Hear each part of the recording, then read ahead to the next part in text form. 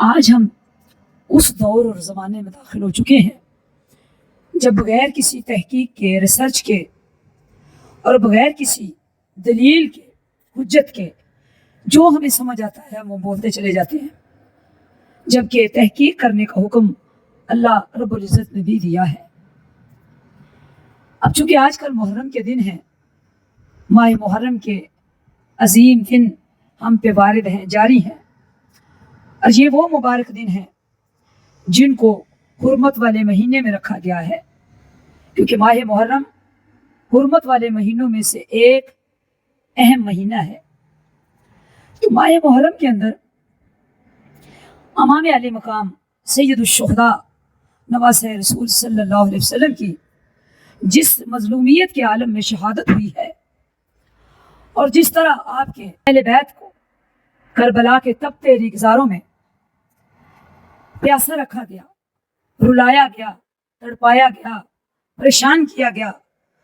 رنج و آلام اور تکالیف دی گئیں، ان پر مصائب وارد ہوئے، اور سب سے بڑھ کر ان ظالم و بدبختوں نے، یزید اور اس کے چیلوں نے یہاں تک بس نہیں کی بلکہ امام علی مقام کے ساتھیوں سمیت 72 نفوس قدسیہ کو شہید کر دیا،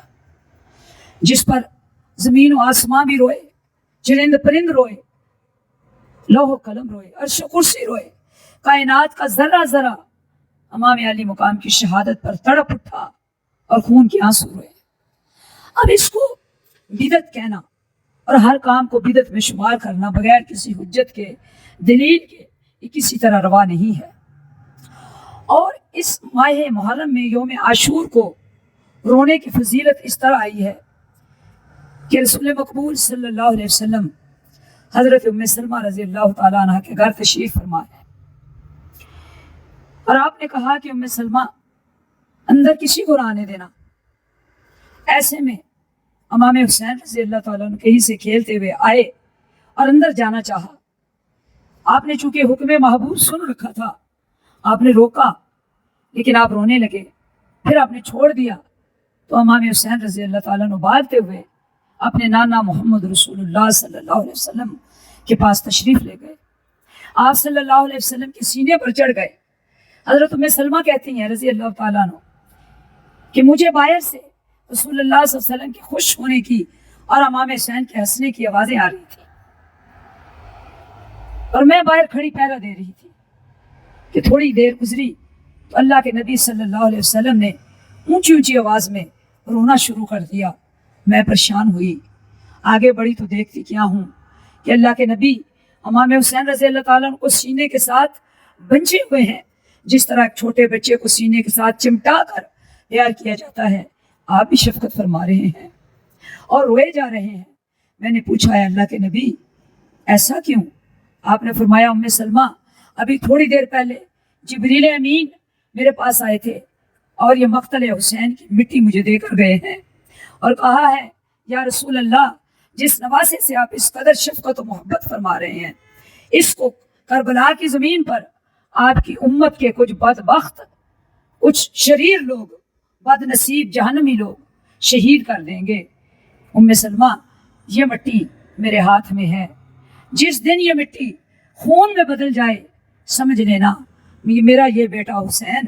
شہید کر دیا گیا ہے۔ تو اس سے یہ پتہ چلا کہ اللہ کے نبی صلی اللہ علیہ وسلم نے ابھی امام حسین کی شہادت نہ ہوئی تھی، جب خبریں پہنچی تو اتنا روئے ہیں،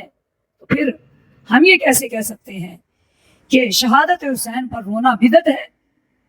اللہ اکبر، بغیر علم کے اور دلیل کے بات کرنا صغائر میں شامل ہے۔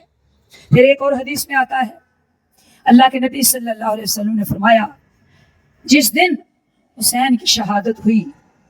70,000 فرشتہ یوم عاشور کو حسین کی قبر پر حاضر ہوتا ہے، اور حاضر ہو کر